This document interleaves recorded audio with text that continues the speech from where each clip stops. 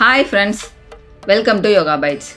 நாம் இன்னைக்கு ஈஸியான முறையில் வீட்டிலையே மினி ஜாங்கிரி எப்படி செய்கிறதுன்னு பார்க்கலாம் வாங்க.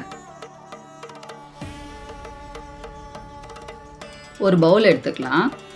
அதில் 1 கப் உளுந்து சேர்த்து தண்ணி நல்லா ஊற்றி 2-3 தடவை அலசிட்டு நாம் இதை 2 மணி நேரம் ஊற வச்சு எடுத்துக்கலாம்.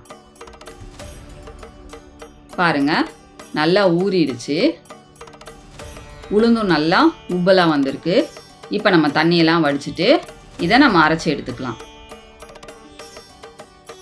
உளுந்து அரைக்கும் போது கொஞ்சமாக தண்ணி தெளித்து நல்லா கட்டியாக அரைச்சி எடுத்துக்கலாம். இப்போ இது கூட 1 ஸ்பூன் அரிசி மாவு, கொஞ்சமாக உப்பு, கேசரி பவுடர், இது எல்லாத்தையும் சேர்த்து நம்ம நல்லா கலந்து எடுத்துக்கலாம். கலக்கும்போது கட்டியாக இருந்துச்சுன்னா கொஞ்சமாக தண்ணி தெளித்து நல்லா கலந்து விடுங்க. பாருங்க, இந்த மாதிரி கன்சிஸ்டன்சியில் இருக்கணும். இது மாதிரி ஒரு கவரோ இல்லை உங்ககிட்ட பைப்பிங் பேக் இருந்துச்சுன்னா அதை எடுத்துக்கோங்க. இப்போ நம்ம கலந்து வச்சுருக்க மாவு எல்லாத்தையும் இதில் சேர்த்து இந்த மாதிரி கோன் ஷேப்புக்கு பிடிச்சி வச்சுக்கலாம். நாம் மினி ஜாங்கிரி செய்ய போகிறோங்கிறதுனால நான் குழிப்பணியார சட்டி எடுத்திருக்கேன். இதில் நாம் செய்யும்போது அதோட ஷேப் நல்லா அழகாக வரும். இந்த சட்டி ஃபுல்லாக எண்ணெய் ஊற்றி எண்ணெய் நல்லா சூடானதுக்கப்புறம் நம்ம கலந்து வச்சுருக்க மாவை இதை புழிஞ்சிக்கலாம். அடுப்பை லோ ஃப்ளேமில் வச்சு ரொம்ப முருகலாகவும் இல்லாமல் ரொம்ப சாஃப்டாகவும் இல்லாமல் நடுத்தரமாக 2 பக்கமும் வேக வச்சு எடுத்துக்கோங்க.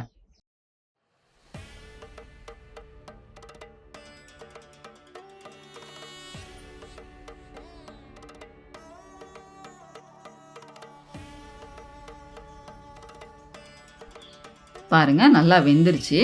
நாம் இப்போ இதை எண்ணெயிலிருந்து வடித்து எடுத்துக்கலாம்.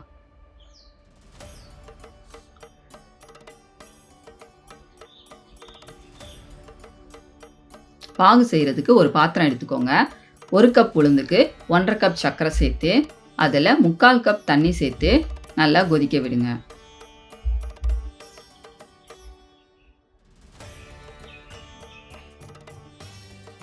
பாருங்கள், சர்க்கரை நல்லா கரைஞ்சி வருது. சர்க்கரை நல்லா கரைஞ்சதுக்கப்புறம் பாகு இந்த மாதிரி பொங்கி வரும். இந்த மாதிரி ஸ்டேஜில் நீங்கள் 2 ஏலக்காவை தட்டி அதில் சேர்த்து கலந்து ஸ்டவ் ஆஃப் பண்ணிவிடுங்க.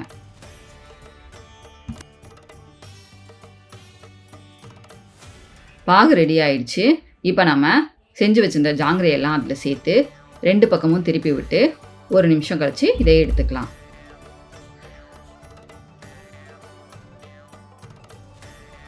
பாருங்கள், ரொம்ப ஈஸியாக நம்ம வீட்டில் இருக்கிற பொருட்களே வச்சு நம்ம டக்குன்னு ஜாங்கிரி செஞ்சிடலாம்.